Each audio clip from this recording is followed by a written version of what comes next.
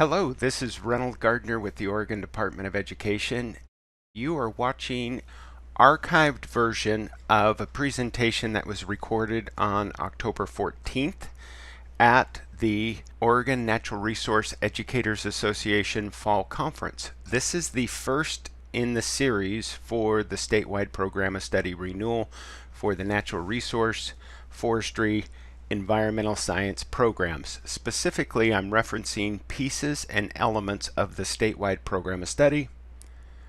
All programs of study within the environmental science, natural resource, and forestry career learning areas are akin to the information that's contained within. Thank you. There's a lot of moving pieces that are happening specifically this year over other years that we've dealt with. Because it's a program of study renewal year. And some of you in the room may say, we're not part of the statewide program of study, Reynolds. Doesn't matter to us. I'll just go to my region coordinator and work this through. Every natural resource, environmental science, forestry program, whether you're in the statewide model or not, is in a renewal this year. So they're going to be watching this same webinar, those who aren't here, who are part of it. And there's going to be 4 other webinars or conversations that are going to occur. The next one's going to occur on December 14th. And the expectations are attend, listen, because ultimately your region coordinator is going to say, what did Reynolds say? Because you're going to be submitting your stuff to me, and I'm telling you right now, this is what I'm looking for. This is what we are. Now, I will have the lens on for the statewide model, but there is no difference other than in the statewide model, we're doing the conversation here. If you're going to do it locally, you go back to your region coordinator and you'll say, hey, I need to call up Jason at Mount Hood Community College Natural Resource Program of Study. I need to call him up and we need to go and have a sit-down conversation with Jason. And as you call up Jason, Jason's going to say, Mount Hood Community College, we support the statewide program of study. And you're like, yeah, I know that, but I want to do my own thing with you. And they're supposed to have a sit-down conversation around the standards, which is what I'm going to talk about here shortly. Well, the colleges have all done that amongst the colleges.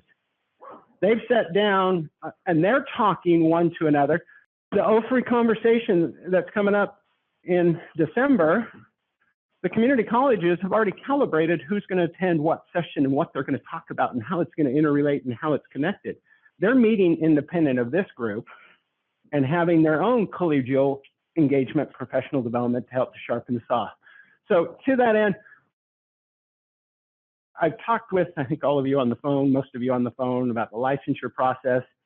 And I'm going to go back to the analogy that I've given to most of you is, when do the freshman football teams play if there is a school size enough to have a freshman team? When do they play?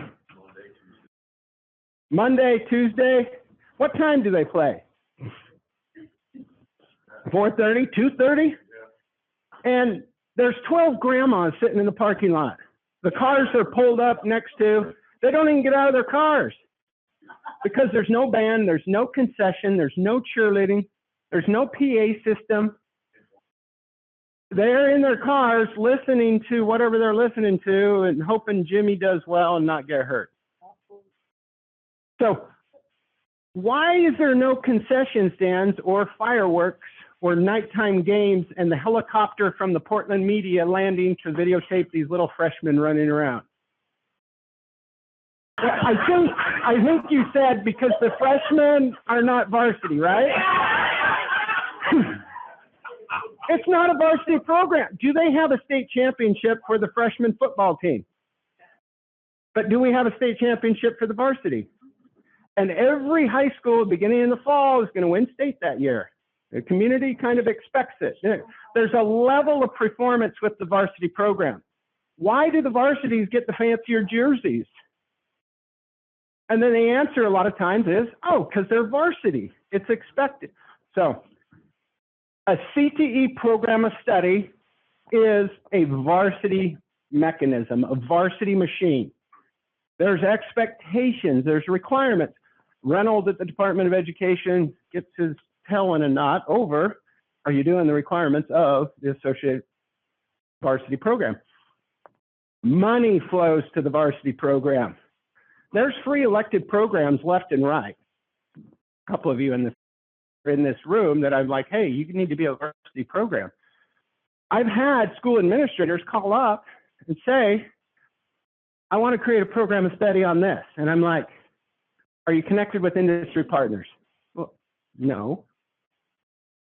How did you come about this program?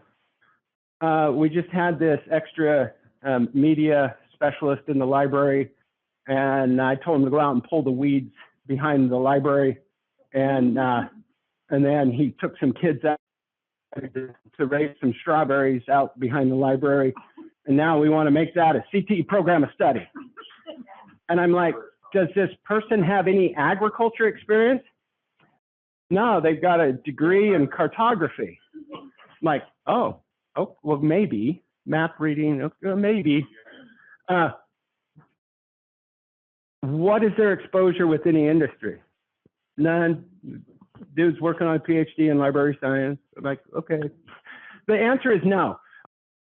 Great for kids in that given time frame where they're taking students out and they're pulling weeds that came from study hall. But it's not a CTE program. They don't have industry partners. They don't have a college partner. There's licensure that's required. Over the next 4 meetings after today, I'm going to be talking about each of these elements of what a varsity program is, a CTE program of study, and what the minimum is you have to do in order to participate. And that's the long and the short of it. Gratefully, luckily, we have 2 amazing organizations, OFRI, and OFRI's vision was where literally, when this whole conversation started 13 years ago, there was only 6 varsity programs in existence. And now we've mushroomed, and now we're at 41, 42, maybe 45 by the end of the year. I've got other administrators that are talking, we bump it up into 50 at the end of next year. So coming from just the 5, 6 individuals that kind of huddled together to say, hey, let's keep forestry education, natural resource education going. But OFRI was a pioneer on it. And then additionally, the Oregon Natural Resource Educators Association, ONREA. Attending this conference, you guys are now part of the ONREA Association. That you guys are part of that PLC, Professional Learning Community. The Department of Education is requiring all the other learning areas to come up with your own PLC. And the other learning areas are like, well, we don't know what to do. And they're like, well, look how Natural Resource did it. Well, the Natural Resource, we already had kind of a nurse mother organization, OFRI, that was helping us. And then we had leaders internally. Rob Weibel, Peter Matska, Jeff Skirvin, Simon Babcock, Rex, and the list goes on, Rex and Lori and Blake and Janelle. The leadership that exists within Oregon Natural, and they're not doing it. You guys don't get a massive stipend. You guys aren't getting money. That's my long sales pitch up front. This is session 1, and I'm going to walk through saying, here's the minimums that are needed. So let's jump into the slides. So the long-term goal of this is by June 2023, everybody who is part of the Natural Resource, Forestry, Environmental Science program is going to submit. All this slide, the worksheet is going to be both emailed as well as already on a Google Drive that's shared that you guys have access to. Regardless what program you're in, everybody's going to be renewed. And then to be part of the statewide program of study, you're expected to be in attendance to the ONREA conference and the OFRI conference. Those are the 2 conferences associated for that professional, or for the program study. OFRI is in December 14th, and more information is going to be coming out about it forward. So today's objective, I'm going to share with you the template that has the updated standards. I'm going to talk about how the standards were updated. I'm going to talk to you the timeline, professional development, and then I'm going to say, great, here's your homework, go and do. Some of you sitting down, literally during my conversation, if you go to the little shared folder, open it up, load your classes in, you go and put all the X's of where you meet the standards. You could be done with the homework today. It literally could be that quick. So what is a program of study? I gave that metaphor of varsity versus JV. It is the full-fledged expectations, and it's programs that are connected to high-wage, high-demand occupations.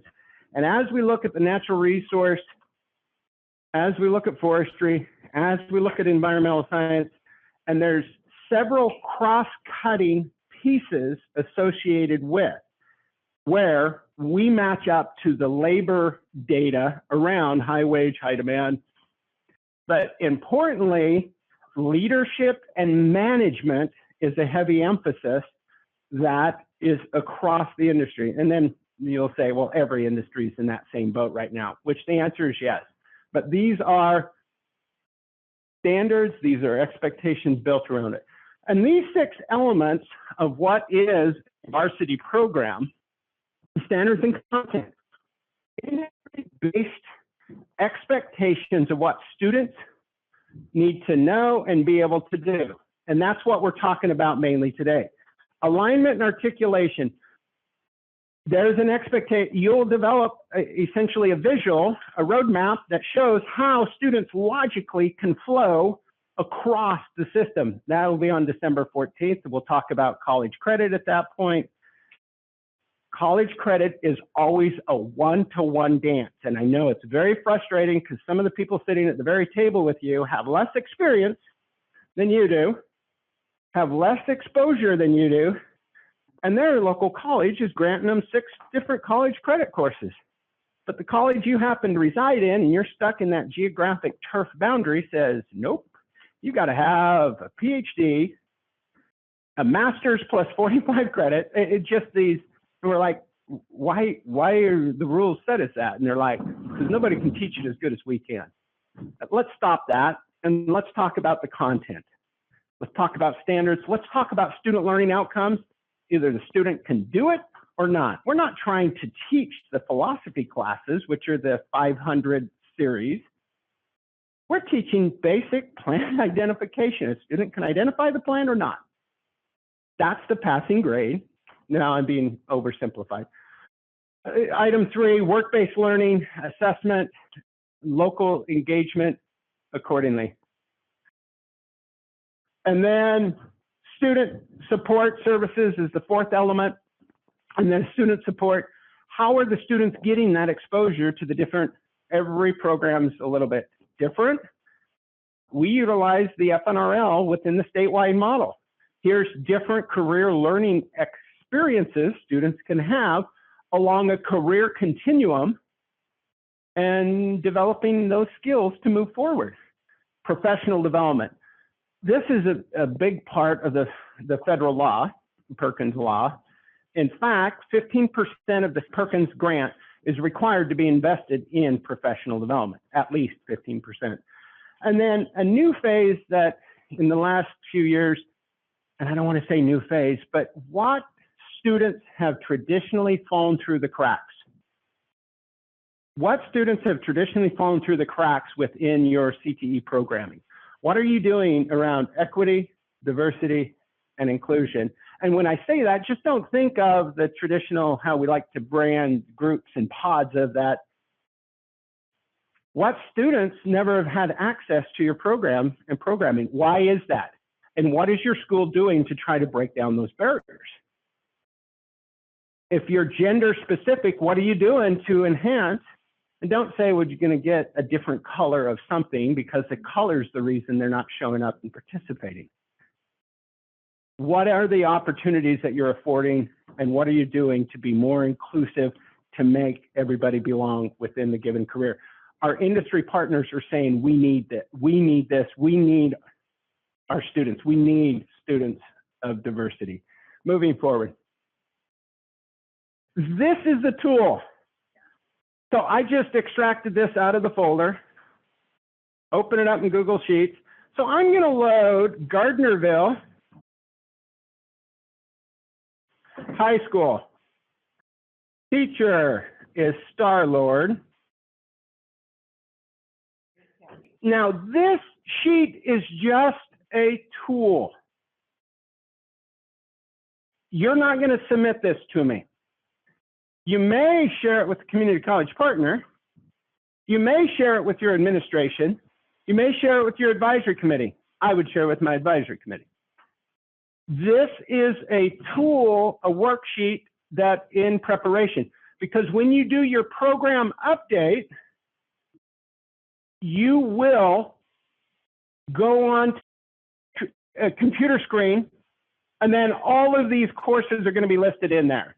And you're going to say, Randall, why can't we just upload these in to the system? And that would be great, yet at the current time, that is not an option. So within that, here are, as we look at this sheet, you're going to load in what is the course. So my first course that any student will take is going to be natural resources. And in our high school, our course code number is 001, NR1. That course name is called maybe Intro to NR. Course description, a great course taught by Star-Lord. Whatever your course description is, and tight to the point, and yes, this is just a box, it's going to expand, and it's Excel sheet, you don't need it to auto-conform. If you already have this in, go and copy and paste it in. And then the next piece is the NCES course code. In order to be a CTE program of study, it needs to be a CTE course code. So typically those are the 18,000s. So I'm going to put a generic 18,000. These are this is the information that needs to be loaded into that database. Now, as we start to cycle down, here are all of the different standards. And the way the skill sets are structured, and right now this main sheet that we're in, the first landing page, has all of these pink standards. And they're just color-coded as such. These are the big ideas that industry partners have validated, and they've been cultured and developed going all the way back to the 90s. If you remember what was happening in the late 90s, early 2000s, standards-based education was the big push. And then what was the outcome of that standards-based education push in the early 2000s? No child left. Everything was going to be tied to standard, and we were going to measure the students to see how well they were meeting that standard. And it was in the late 2000s is when Perkins adopted, oh, the rest of the education world has come up with their own standards. We got to have CTE standards. So the CTE community, utilizing industry partners, reached out and parlayed. This is that 25-year journey along that way. Earlier this summer, I met both with the community college side, and the community college side were really rolling up their sleeves and saying, let us touch the pink standards. And I'm like, nope, you don't get to touch the standards here. On this Excel sheet that you have, and I don't know if you can see it on the screen, as you toggle over, there's other tabs there on the bottom. If you can see the different standards or different areas. So here is the Forestry tab. Here is the Natural Resource tab. Here is the Environmental Services tab. And then, wait a minute, agribusiness, animal science, food production, mechanics. These are the entire cluster area. So there is animal science in here. There is plant science in here. You are not going to be submitting those if you don't have a plant science class. But specifically, natural resource, environmental services, forestry are the ones that you're going to be identifying. There's another tab, which is employability skills. And in the real Excel sheet that I will email you, the tabs are color-coded. You guys will just do the green tabs because those are the natural resource forestry tabs. I have a question about it. So as I was making a class and trying to find good standards in the class, where would you find things like the forestry skills like map and compass or first aid or radio use or things like that? Question. You planted the questions right here. And you're showing me, I'm like, I have good product. So within the natural resource spectrum, then the answer is, okay, if you have that, you're going to go and you're going to do those toggles. But within, so your first question that you pulled up, there's sector skills, which there's use appropriate tools as identified. Boom, that's in, because you could put that standard in every one of those tabs going across. And instead of doing that duplication, and then boom, we've got 80 standards for forestry, we've got 30 of them in the same. So there's the employability piece, which are all of CTE accomplished. And then we have sectors. So if you look at the bottom of the tabs here, the first tab has all of the pink, the big ideas, where I made a joke earlier and I said, oh, the colleges said, let us touch, let us change. There's a running joke as CTE started to jump into the standards that an educator never met a standard they didn't like. I could teach that. As a beginning teacher straight out of Oregon State University with my little teacher degree, I went and talked to the principal. There's a new thing out there. It's called the internet. I want to teach a class on it. And the principal's like, you're our ag teacher, dude. I'm like, but Netscape, you can download pictures and stuff. And he's like, no, you're an agriculture teacher. You're not the computer science teacher. You're not. And they had one computer that had the internet in the whole building. And we're like, it's not going to happen. But I can do it. I did it in college. These are the standards that your industry partners have identified. The big idea, the what students need to know and to be able to do. And even to that, so the combined standards for all of ag, natural resource, ag food, natural resources, we just zoom in on right here, analyze how issues, trends, technologies, and public policies impact systems in agriculture, food, natural resource, career clusters. How many PhDs did we just list there? There's a gaggle of content and depth and breadth that is listed there. The next piece, evaluate the nature and scope of agriculture, food, natural resource, career clusters, and the role agriculture and natural resources play in society, economy, both domestically and internationally. So as you're teaching an agriculture issues component, as you're talking about politics and society in natural resource systems, well, here's our standards. I've seen all of this, and I know that like we're always reviewing material, we're going to do this. I'm also doing the online like data update in the matrix, and I only have an ag forest test management. I have none of those. Ignore everything in the update this year. Okay. Ignore everything. New ones maybe next year? This will all be loaded in once we get past our initial. Right now, all we want basically is, hey, the school's teaching it. We have credits. Then you're loading in, here's the courses we teach. And that's the data information, the data system.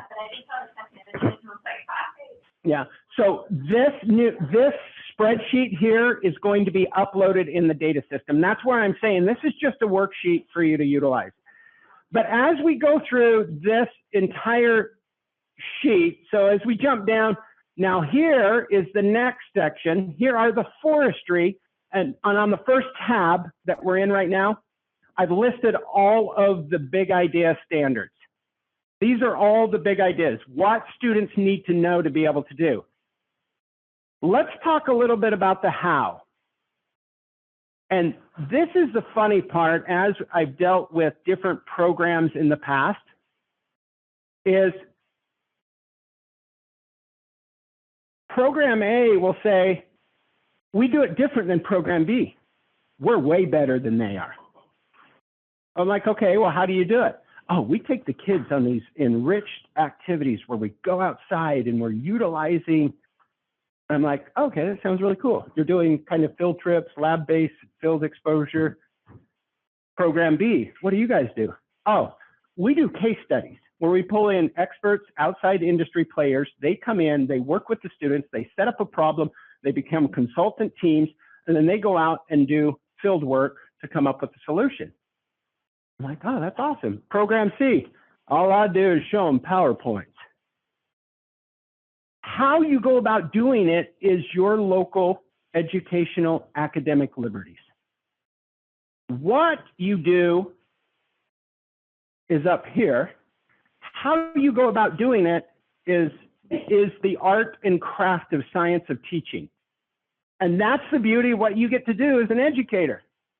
Hey, I've been told to expose students to, let's jump down to natural resource systems. Plan and conduct natural resource management activities imply logical reasoning and scientific-based solutions to natural resource issues and goals. We're trying to create a native plant nursery here on our school. Okay, what do we need to do as a system to problem solve to set up that production cycle to get the native plant material? Right, how you go about doing that's up to you. So let me jump over now into, here are, I need to change this yellow shaded to pink so it matches up with my statement saying that the pink standards are the peak standards. But here is the big idea. Describe the ecological concepts and principles, investigate and explain the relationship that these principles and apply to forests.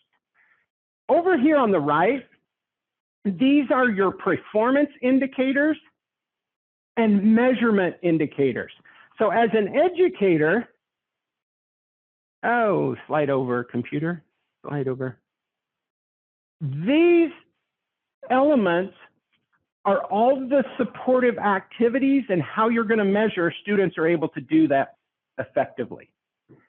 You can write as many of these as you want. You can continuing the number chain associated with.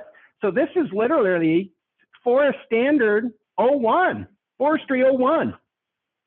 There's the big idea I'm doing today. So when it comes to lesson planning, you would list Forestry 01, utilizing biological concepts associated with forestry practices. Okay, perfect. And then how you do it, the performance and measurement indicators, these all reside right here. And you can expand these, keep adding, putting in new numbers. So here's all the performance.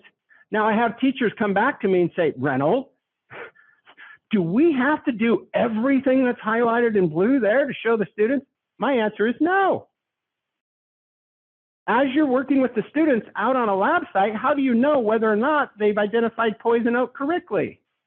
Do you wait 3 days and say, let me see your arms?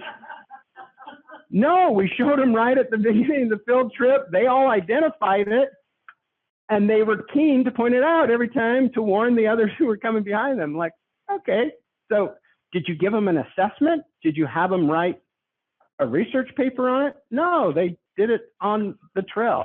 Okay, you're a professional, I believe you. In that, performance indicators, measurement indicators are your how. You may have some administrators who are like, I want to know everything you're doing every second of every class.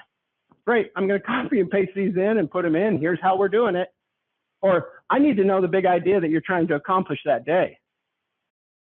Back to your school system, your classroom, This document is the standalone tab for forestry. And each of these standalone tabs have their own performance and measurement indicators, respectively. But ultimately, it's, are you teaching those accordingly? You asked the question, Reynolds, what do I need to do? Anna, you said you were into the program update, and you said there's all these check boxes. Every time you see this, and I just said my first class was listed as Natural Resource 001, and in that, I said the course name is Intro to Natural Resources. You then cycle down through, and I'm going to say, yep, do it, I do it, I do it, I do it there too. Yeah, I cover all the basic sector scores in that. Okay, forestry, intro to, I do ecological concepts. Yes, I do public policies. Yes, I talk about human experience. Yes, I talk about leadership and citizen responsibility. Yes, we cover preparing for career. Yes, I do this. Ooh. I'm excited for this. Just a weird matrix update because the ag sciences, that was great. Like, we can use all of it. But there was a weird addition this year for pest management. I didn't know why it was there. Neither do I. Neither. I just ignored it. I left it blank and I submitted. Now, in subsequent years, when you do your updates, you will have this database in there. And then I will say, if you add a new course, where do you, what do you teach? Where do you cover that? And don't get hung up in saying, well, I don't take them to PhD level on that. No, you don't. Do you give exposure at the appropriate age threshold in enabling that student to make decisions advancing along their career continuum? Yes, I do. Next item. Oh, I don't do this one right here. Summarize and explain the application of appropriate forest health management practices. This is my intro class. When I get to my forestry class in advanced forestry, you betcha. But right now, no, we cover appropriate practices, outdoor ethics, but not to what's dialing down here. So you don't put an X there. When I scan the matrix, first of all, I open up your program of study. I look to see course title, does it make sense? You know, is it applied physics? And we're trying to stuff an applied physics course into a natural. So I'm looking logically. It's your model. I understand the sequencing of how your structure fits.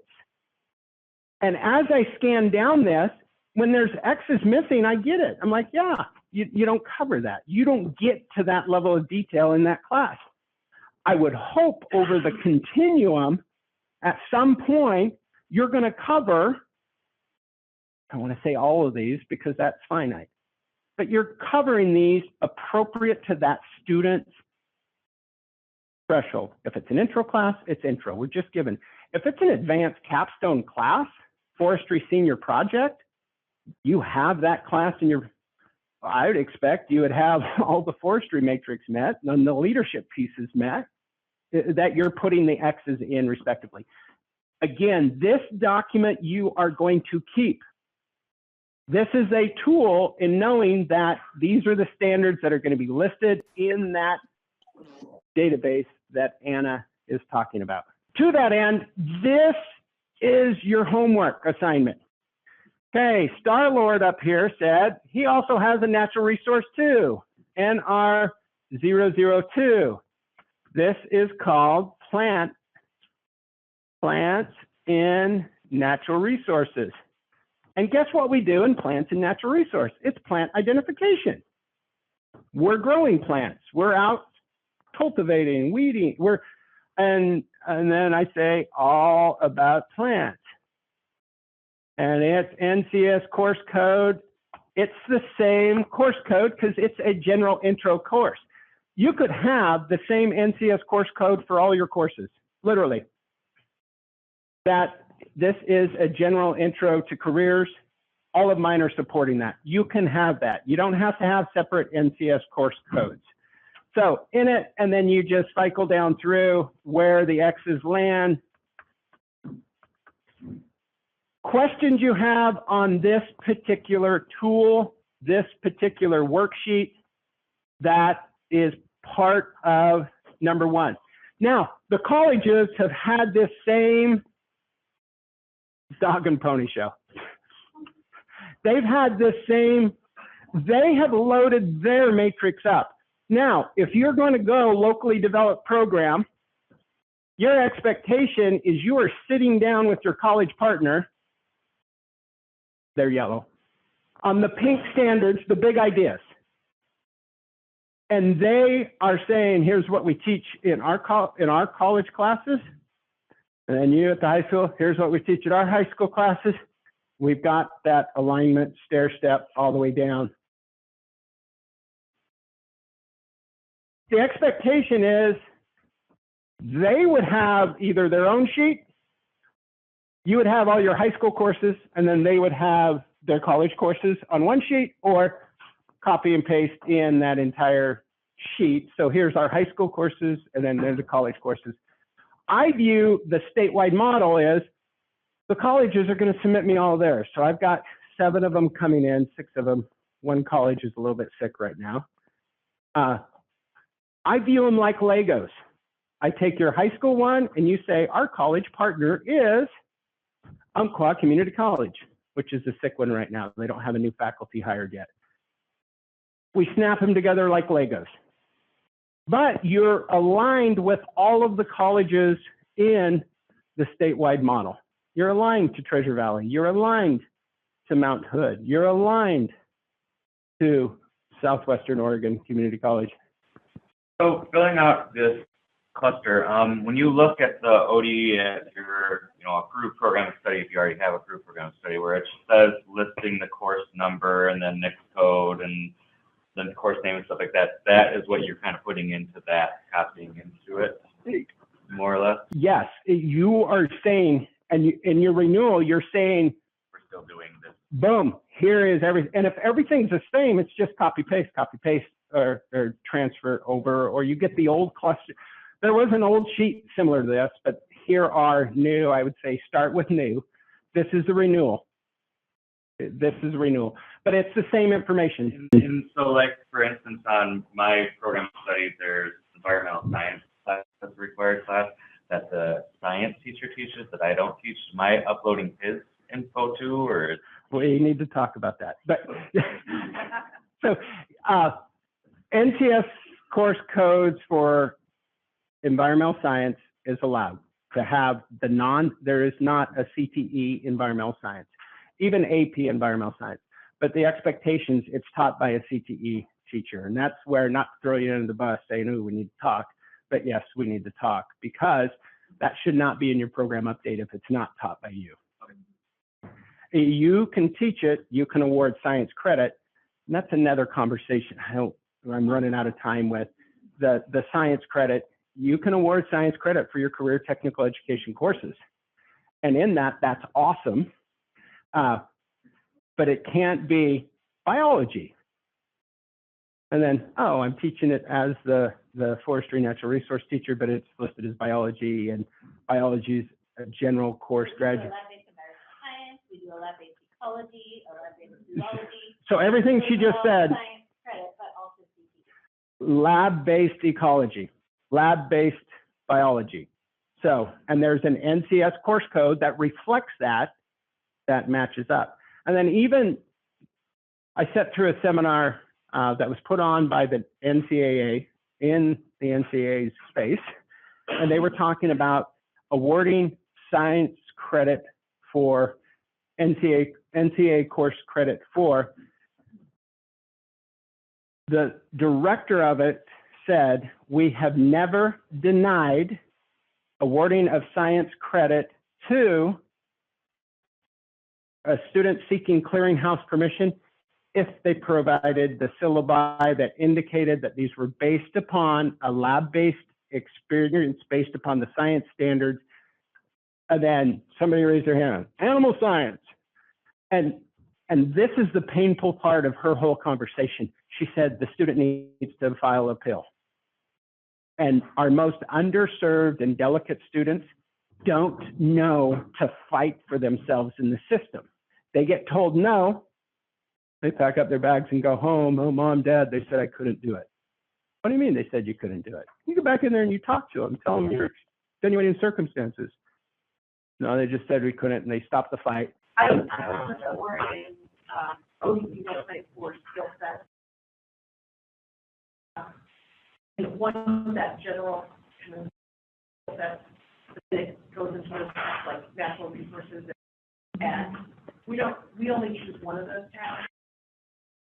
So Westland, Wilsonville, I would envision you'll need to select the employability tab, which what I have is newer than what you're seeing. Okay. So you'll select the employability tab, you'll select the natural resource tab, environmental services tab, and then even forestry as appropriate. Now, no to animal science, no to plant science. But I would go back, I would say your CREST Center, and I don't know what your outreach is right now with the CREST Farm, but then plant science is in play. So if you cover that, check those tabs. So check the tabs and just don't open up natural resource. If Mike, I know Mike's program, if all Mike does is natural resource and say, oh, get this off my back, Reynolds, leave me alone, I would push back and I say, no, you've got 3 courses that says forestry. Forestry 1, Forestry 2, Forestry 3. You didn't check anything in the forestry sector. And then jump back in and do it. So, and you need an award. There's candy back there for navigating ODE's website. That's a door prize right there. Cover this. Knowledge and skill statement, the what versus the how. What students need to know and be able to do. And a funny side story, when we were first tinkering with statewide program of study model, I had college partners in the room, and they were hung up on this. Well, how we do it's different than how they do it. And they were arguing turf. They were arguing educational philosophy. And I said, stop this. I said, let's talk about student learning outcomes and what students need to know and to be able to do. And if you're using a golf course to reinforce natural resource concepts, awesome. If you're using a wetland, perfect. If you're using a timber, forestry, upland, awesome. All of them apply. What are the principles of natural resources, principles of sustainability, principles of conservation, biotic systems, living and not, how do we interact? How do we utilize these resources? Where do we, and that's the complexities, the beautiful struggle that natural resource utilization is how can we utilize, benefit, conserve appropriately. And let's not get into the politics of it, but let's talk about what we know. So here are the dates. December 14th, I'm going to do another 45-minute song and dance. We're going to talk about college partners. We're going to talk about alignment. What is alignment versus, and it's going to be skin in the game. The statewide program of study is a paint by numbers system. If you don't want to be part of the statewide program of study, I'm going to say, great, go talk to your local college. I imagine Jason's going to say, I've already done this with my other college partners. Reynolds, watch his video. And this video will be posted. On March 7th, we're going to talk about accountability data, work-based learning, what is expected, what is sufficient, proficient in that space. That's pure webinar. You'll be at your computer. It's going to be archived. If you blow it off and you watch it later or don't watch it later, threshold's up to you. They're going to be about 3:30. Hopefully that's at the end of the day. If you're unable to make it, you'll catch it. The videos we posted inside the folder. And then you work with your region coordinator. You will not send this physical document to me. Even the roadmap I'm going to be talking about in the next session, those are artifacts you're expected to have that would have been shared with your advisory committee, shared with your region coordinator, and your region coordinator is going to say, did you do all the stuff Reynolds said? Then the region coordinator, when they submit, that's basically the confirmation that the advisory committee was on board, administrators on board, everything's on board into the data portal that you were talking about. How will we be notified about those? Well, so the listserv, it'll go out from me to the masses. A, everybody who is part of it. B, part of the OFRI database, part of the ONRI database, and then I'll do blind carbon copy and listserv. If your school system doesn't like listserv emails, the blind carbon copy should get through. If they don't like ODE emails, that's a whole nother thing. If you're not getting communication, and I haven't sent anything out in the past couple weeks. You sent it to Lee as well. So not on the natural resource side. Okay. This is all, now agriculture's renewals is 2 years down the road, and then I do similar song and dance and bad examples with them. And you said so obviously December 14th in person at Oregon Garden, but the other 3 are going to be all webinars online? Yeah. Okay. They'll be, because it's online, and they'll be about 30 to 50 minutes long, and depending on the questions, and I get less animated in front of my computer screen. Planned long-range professional development, working with the expectation is you're participating. Now there's some questions of, hey, we're a multiple teacher program. The gavel comes down. We're a multiple teacher program. Do we need, for the renewals, my response is yes, we need to be. Statewide programs are evolving in all the other content areas. And I don't have the answer to that. So back to Westland, Jim, and company, are your teachers expected to be to both OFRI and ONRI every year? My visceral reaction right now is yes, because you're on the statewide program of study train. If you want to get off and build your own train and build your own professional development and do that annually, go ahead. The train tracks over there and the parts are over there. But if you want to be part of the professional learning community, it's within this bubble. Same thing, I say the same thing to the colleges. The colleges are like, well, when I go and meet with those teachers, I really don't get anything out of it. And I'm like, you've missed the mark.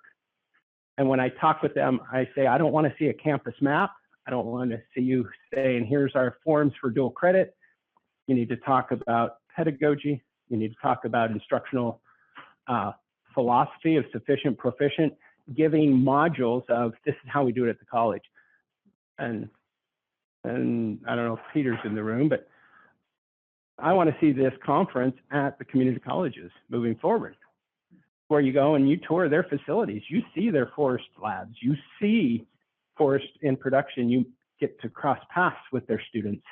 We recruit their students to become future teachers, but we are in their space, and then you become ambassadors for those forestry programs, natural resource programs, environmental service programs, saying, here's the place for my students to land. About the 6, what is this? Which are these? How many colleges are they? So they are going to be at OFRI. So Jason was here today. Jason gave his interaction, his feedback, his engagement. He took on a difficult topic to try to digest and parse out. We'll ask for his presentation. You guys extract pieces of it, share with your class. That was Jason's effort. So, and if those of you that attended Nori and Leanne's conversation, they said when we have our December meeting, we'll have the community colleges present. So the other 5 will be there doing their song and dance. Homework, the crosswalk. And when is Reynolds going to collect that? You're going to use that as a tool to upload into the database. I am not going to collect this form back from you. That database is essentially the form. So I will see that. So I'll see the artifacts on the backside, but not the actual. And then attend Oregon Garden, and then question and answers. Oh, and here's the archive location, which will have the stuff, this presentation, the video, the link, and then you'll also get it as an email. This is what we covered. Go and do good work. Questions? Thank you. You guys literally make my job easy on so many levels. The other content specialists are like, Reynolds, how do you guys do that? And I'm like, well, I've got Ofri and I've got Henri, and they're meeting on their own, and the teachers work good together and they respond. And they're like, well, how do we get all of our teachers? I'm like, do you have a database? No. I'm like, roll up your sleeves, get to work. Awesome. Thanks, Ronald.